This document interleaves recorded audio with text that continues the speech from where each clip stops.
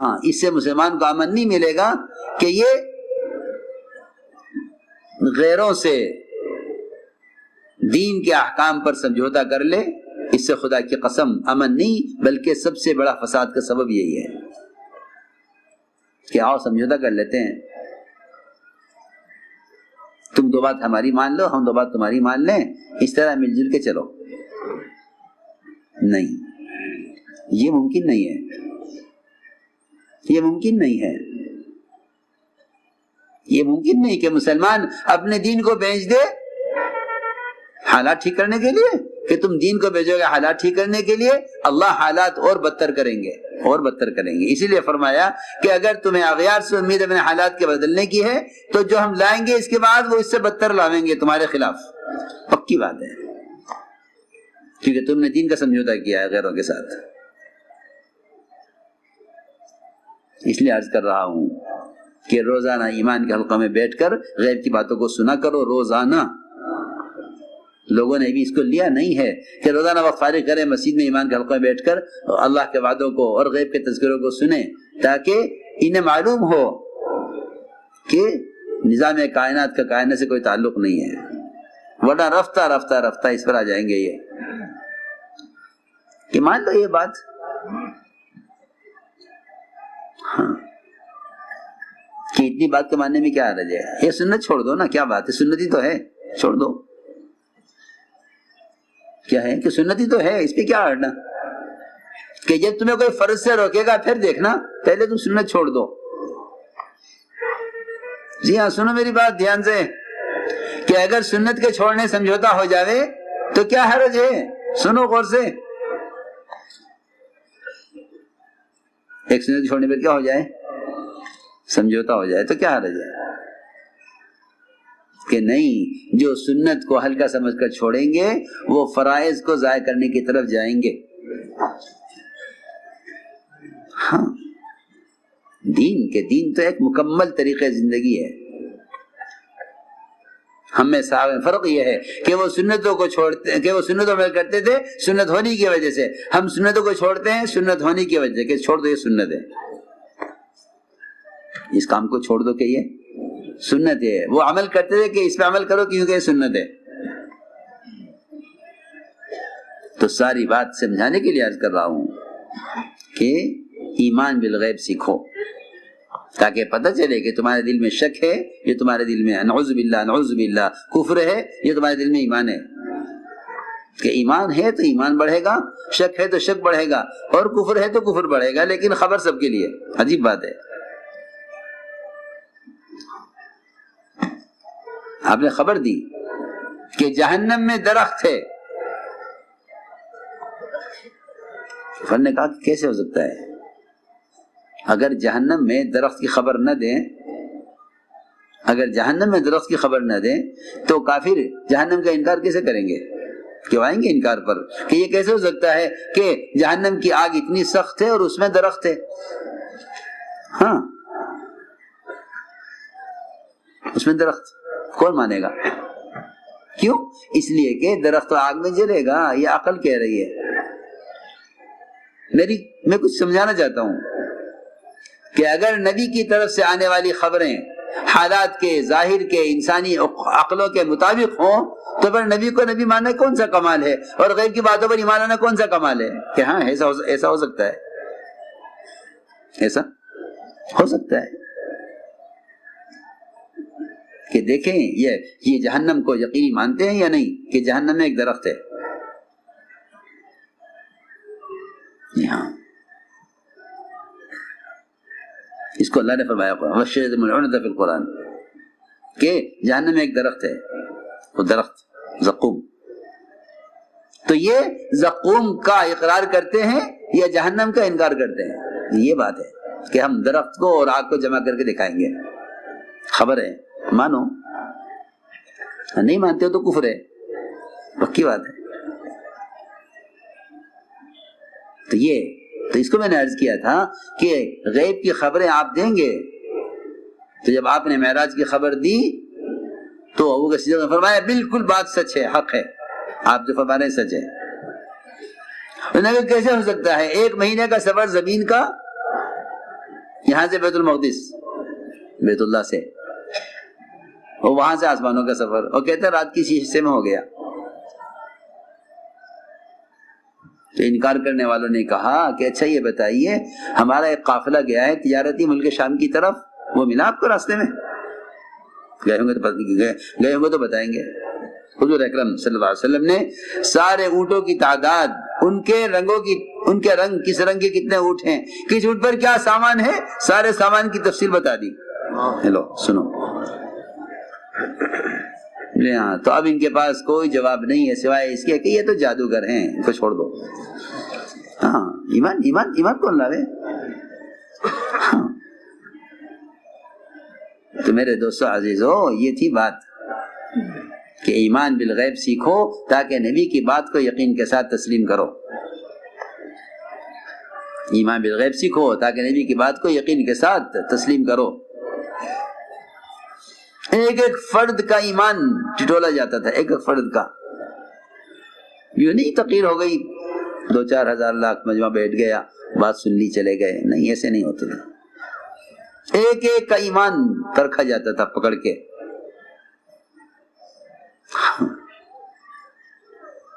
ایمان پرکھا جاتا تھا ان ایسے حالات سے۔ حضور اکرم صلی اللہ علیہ وسلم نے ایک دیہاتی سے گھوڑا خریدا، یہ سخت امتحان ہے ایمان کا، جاننے کے لیے کہ ہماری بات پر ہمارے صحابی کو کتنا یقین ہے، ہماری بات پر مومن کو کتنا یقین ہے۔ اس امتحان کے لیے ایک واقعہ پیش آیا، گھوڑا خریدا دیہاتی سے، کتنے کا کہ اتنے کا ہے۔ آپ نے فرمایا کہ ٹھیک ہے میں قیمت دیتا ہوں، آؤ میرے ساتھ۔ معاملہ ہو گیا، گھوڑا آپ نے خرید لیا، بات ہو گئی، زبان دے دی اس نے، چلے آپ آگے بڑھے جلدی پیسہ دینے کے لیے۔ پیچھے لوگ ملے، گھوڑے والے سے کہا گھوڑا بیچو گے؟ اس نے گھوڑے والے نے یہ نہیں کہا کہ بک چکا ہے، اس کو قیمت زیادہ ملنے لگی تو بات کر لی دوسروں سے اور آواز دے کر کہ اے محمد صلی اللہ علیہ وسلم آپ گھوڑا خریدیں گے ان کو بیچ دوں؟ فرمایا میں تو خرید چکا ہوں تم سے۔ اس نے کہا خدا کی قسم میں نے آپ کو نہیں بیچا، میری آپ کی ابھی کوئی بات نہیں ہوئی، کیونکہ اس کو قیمت زیادہ مل رہی تھی دوسروں سے۔ فرمایا میں تو لے چکا ہوں، اس نے کہا نہیں میں نے آپ کو نہیں بیچا۔ وہاں میں کہا میں لے چکا ہوں، اس نے کہا میں نے آپ کو نہیں بیچا۔ گھوڑے والے نے کہا ٹھیک ہے، اگر آپ نے خریدا ہے تو آپ گواہ لائیے، اور گواہ کوئی تھا نہیں، دو کے درمیان بات ہوئی صرف۔ ابھی آپ کی بات چل رہی تھی، اس سے اتنے میں حضرت خدیجہ بن ثابت رضی اللہ تعالیٰ وہاں سے گزر رہے تھے، دیکھا کہ گھوڑے والا کہتا ہے آپ سے گواہ لائیے۔ آگے بڑھ کر کہا میں گواہی دیتا ہوں،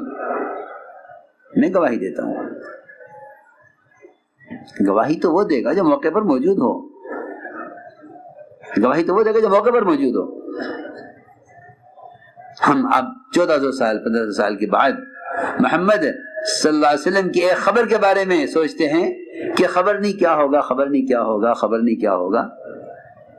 جس طرح آپ کی بات اس دن یقینی تھی، آپ جو خبریں لائے ہیں خدا کی قسم وہ آج بھی اسی طرح یقینی ہے جیسے اس دن یقینی تھی۔ صحابہ کرام آپ کی سنی ہوئی خبروں کو اور آپ کی طرف سے ملنے والی اطلاعات کو اتنے یقین کے ساتھ اس کے منتظر ہوتے تھے کہ کیا رات سونے والے کو صبح کے سورج کے نکلنے کا یقین ہوگا جو صحابی کو اس بات کے پیش آنے کا یقین ہوتا تھا جو آپ نے فرمائی ہے۔ ایک صحابی بیمار ہو گئے، موت کا وقت قریب آ گیا، لوگوں نے کہا تم آپ کا موت کا وقت قریب ہے، میں کہ نہیں مجھے موت نہیں آئے گی۔ مجھے بتلایا رکھا اللہ کے نبی نے کہ تمہاری موت کہاں آئے گی، کس جگہ آئے گی۔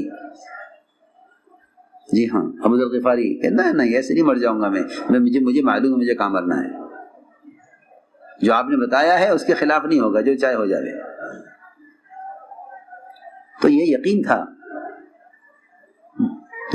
صحابی نے عبداللہ بن حضرت خزیمہ نے آگے بڑھ کر کہا میں گواہی دیتا ہوں. آپ نے سوال کیا کہ خزیمہ تم نے گواہی کیسے دی جب تم موقع پر موجود نہیں تھے؟ کیسے گواہی دی؟ یہ سوال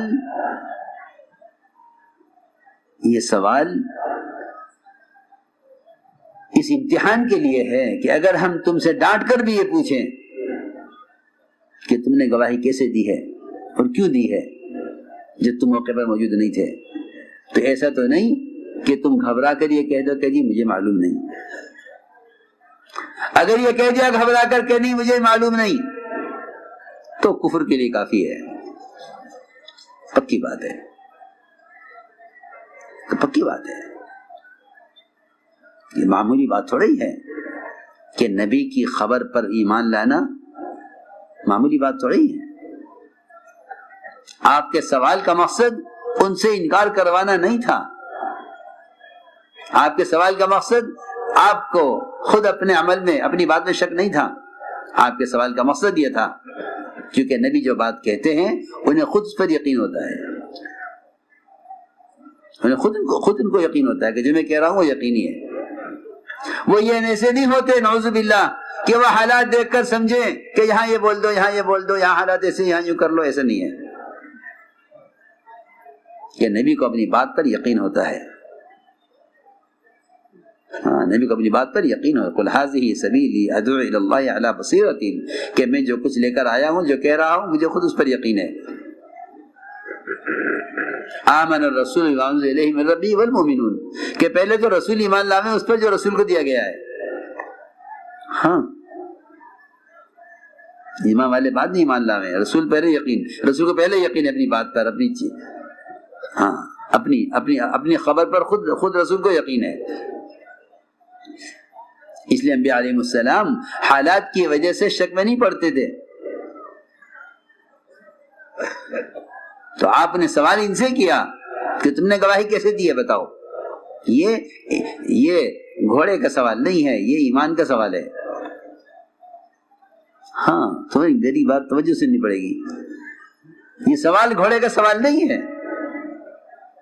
گھوڑا ملے نہ ملے سوال گھوڑے کا نہیں ہے. سوال یہاں ایمان کا ہے کہ خزیمہ تم نے جو گواہی دی ہے، اگر ہم یہ تم سے پوچھیں کہ کیسے دی تم موقع پر موجود نہیں تھے، تم کیا جواب دیتے ہو؟ ہم دیکھنا چاہتے ہیں تمہارا ایمان کیسا بنا. حضرت خزیمہ نے عرض کیا ہم کیوں نہ گواہی دیں، ہم کیوں نہ گواہی دیں. آپ نے ہمیں جنت کی خبریں دی ہیں، ہم نے یقین کیا. جہنم کی خبریں دی، ہم نے یقین کیا. عذاب قبر کی خبریں دی، ہم نے یقین کیا. عرش اور کرسی اللہ کے وجود کی آپ نے ہمیں خبر دی ہے. ہم نے تو کچھ بھی نہیں دیکھا آپ کے ساتھ جا کر، کچھ بھی نہیں دیکھا. جی ہاں، دیکھنا تو وہ چاہتے ہیں، دیکھنا تو وہ چاہتے ہیں جو نبی کی بات کا انکار کرتے ہیں. ارنا اللہ جہرتن، اے موسیٰ جس نبی کی آپ دعوت دے رہے ہیں، جس اللہ کی طرف آپ دعوت دے رہے ہیں، آپ پہلے ہمیں دکھلائیے وہ اللہ کون ہے. ہاں، وہ تو انکار کرنے والے دیکھنا چاہتے ہیں. جہنم دکھلا دیجیے ہم مان لیں گے، جنت دکھلا دیجیے ہم مان لیں گے. جی ہاں، دیکھ کر ماننے والے انکار کرنے والے ہوتے ہیں، اور غیب کی بنیاد پر ماننے والے ایمان والے ہوتے ہیں. سیدھی بات ہے. تو یہ ہے مثالیں.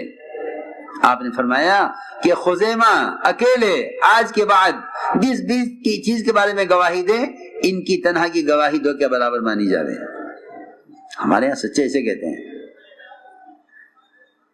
ورنہ میرے دوستو عزیزو، حق بات کو واضح کرنے میں، حق پر جمنے میں ایمان والے حق پر جمتے تھے، اور منافقین یہ دائیں بائیں ہو جایا کرتے تھے. حالات کے اعتبار سے چلو، جیسے حالات ایسے کرو. یہ نہیں ہوتے جمنے والے، کیونکہ انہیں حالات سے متاثر ہوتے ہیں یقین نہ ہونے کی وجہ سے. جنہیں وعدوں کا یقین ہوگا وہ حالات کی پرواہ نہیں کریں گے، جنہیں وعدوں میں شک ہوگا وہ حالات کے اعتبار سے چلیں گے. منافقین حالات کے اعتبار سے چلتے تھے. اس لیے فرمایا وَمِنَ النَّاسِ مَن يَعْبُدُ اللَّهَ عَلَى حَرْفٍ، کہ منافقین یہ چلتے تھے کفر اور اسلام کے بارڈر پر. کفر اسلام کے بارڈر. جی ہاں آپ جانتے ہیں بارڈر کیا ہوتا ہے؟ ملکوں کے بارڈر ہوتے ہیں, ملکوں کے بارڈر ہوتے ہیں. اگر بارڈر سے ادھر پار ہو گئے تو گرفتار کر لے جاؤ گے. جی ہاں بہت سے ایسے لوگ ہیں جو ملکوں میں جیلیں کاٹ رہے ہیں. جی ہمیں تو پتہ نہیں تھا, جی یہ بارڈر ہے, یہ پٹی ہے, ہم تو گھومتے گھومتے ادھر آ گئے, گاڑی چلاتے چلاتے یہاں پہنچ گئے, ہمیں تو معلوم نہیں. کہ نہیں نہیں نہیں تم اس لیے آئے ہو, چلو پکڑو اندر کرو. بے شمار ہیں لوگ جیلوں میں پڑے ہوئے ہیں. ہاں سنو, بارڈر پر چلنے والے خطرے میں ہیں. اور منافقین اس کو کمال سمجھتے تھے کہ ہم بڑے مزے میں ہیں. جب دیکھتے ہیں حالات مسلمانوں کے اچھے ہیں تو ہم مسلمانوں کے ساتھ ہو جاتے ہیں. جب دیکھتے ہیں ان کے حالات خراب ہیں اور یہاں دوسری پارٹی مضبوط ہے تو ان کے ساتھ ہو جاتے ہیں. جی ہاں یہ صبح شام بہروپی ہے. ہاں حالات دیکھ کے چلو, حالات دیکھ کر چلنے کو لوگ عقل مندی سمجھتے ہیں. صحابہ اس کو نفاق سمجھتے تھے. جی ہاں اس زمانے میں حالات کو دیکھ کر چلنا لوگ اس کو عقل مندی سمجھتے ہیں کہ عقل مند وہ ہے جو حالات دیکھ کر چلے. کہ نہیں, عقل مند وہ نہیں ہے, وہ تو عاجز ہے, وہ تو عاجز ہے. حدیث میں یہ فرمایا, حدیث کے الفاظ عرض کر رہا ہوں, وہ تو عاجز ہے کہ جو حالات کے اعتبار کے حالات کے نفس کو حالات کے تابع کرے, وہ عاجز ہے. عقل مند وہ ہے, عقل مند وہ ہے جو آخر کو سامنے رکھ کر چلے. الکیس من دان نفسه وعمل لما بعد الموت والعاجز من اتبع نفسه هواها وتمنى على الله الاماني. جی ہاں تو حالات دیکھتے ہیں تمنا کرتے ہیں کہ یوں چلو, یوں کرو گے, یوں کرو گے, یوں ہو جائے گا. تو منافقین چلتے تھے حالات دیکھ کر, صحابہ چلتے تھے حکم دیکھ کر. اللہ کی شان کہ حضور اکرم صلی اللہ علیہ وسلم نے جب بھی وعدے کیے اپنے صحابہ سے, وہ وعدے حالات میں کیے. عجیب بات ہے.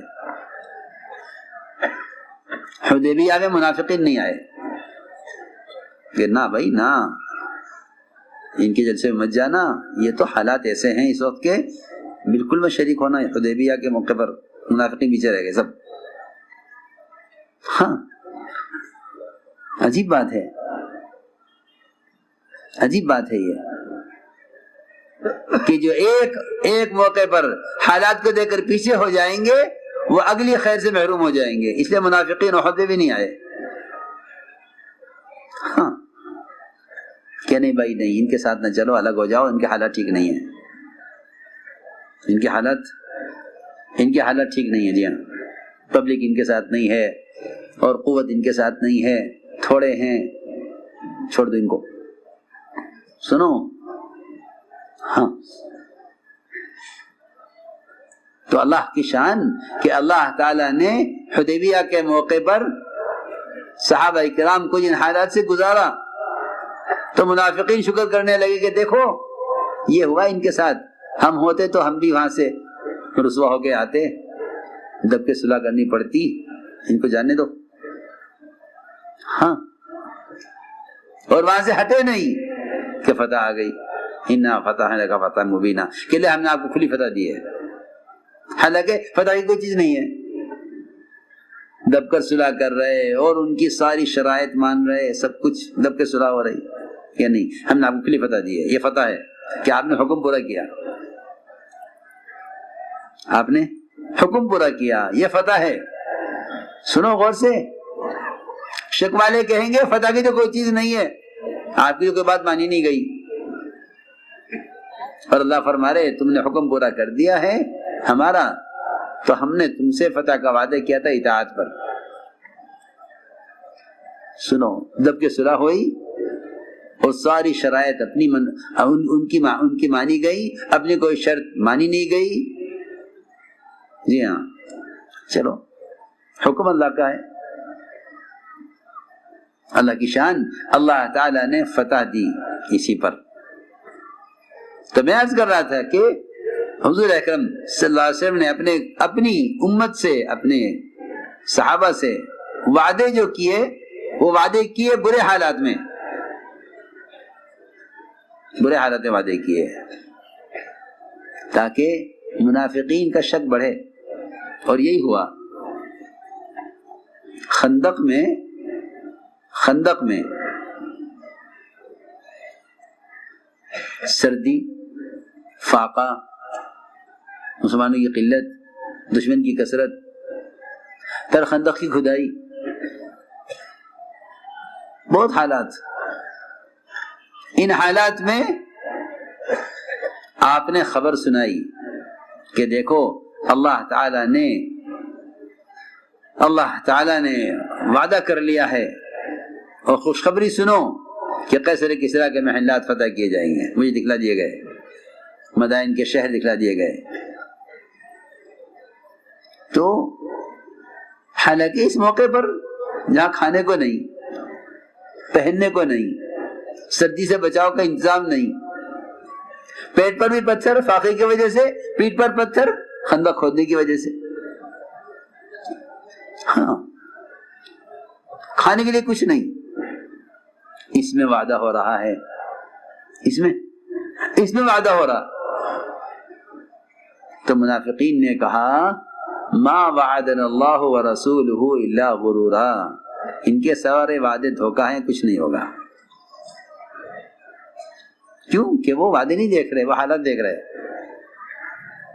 ان کو الجھن یہ تھی، منافقین کو الجھن یہ تھی کہ جب اللہ تعالیٰ ان کے لیے قیصر کسریٰ کے محلات فتح کر رہے تو انہیں اس وقت کھانے کو تو دے دیں.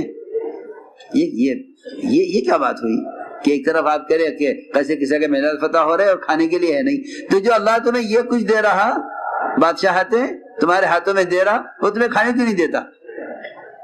اگر سچے ہوتے تو تمہیں کھانا تو ملتا. ہاں. اس لیے میرے دوستو عزیزو، کسی کی خستہ حالی سے یہ سمجھ لینا کہ یہ ناکام ہے، اور کسی کی مالداری سے یہ سمجھنا کہ یہ کامیاب ہے، یہ نظر کا دھوکہ ہے. یہ نظر کا دھوکہ ہے. منافقین نے کہا سارے وعدے دھوکہ ہیں، کچھ نہیں ہوگا.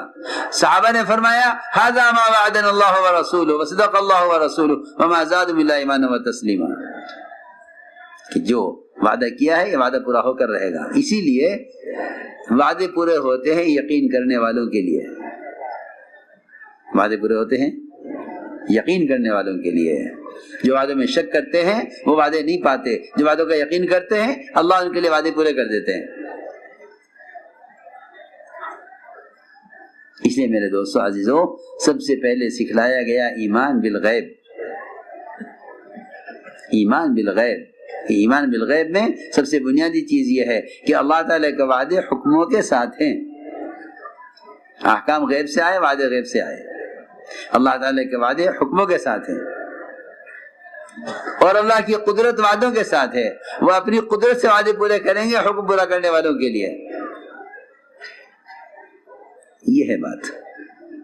اس لیے فرمایا کہ سب سے پہلے بنیادی چیز کہ ایمان سیکھو.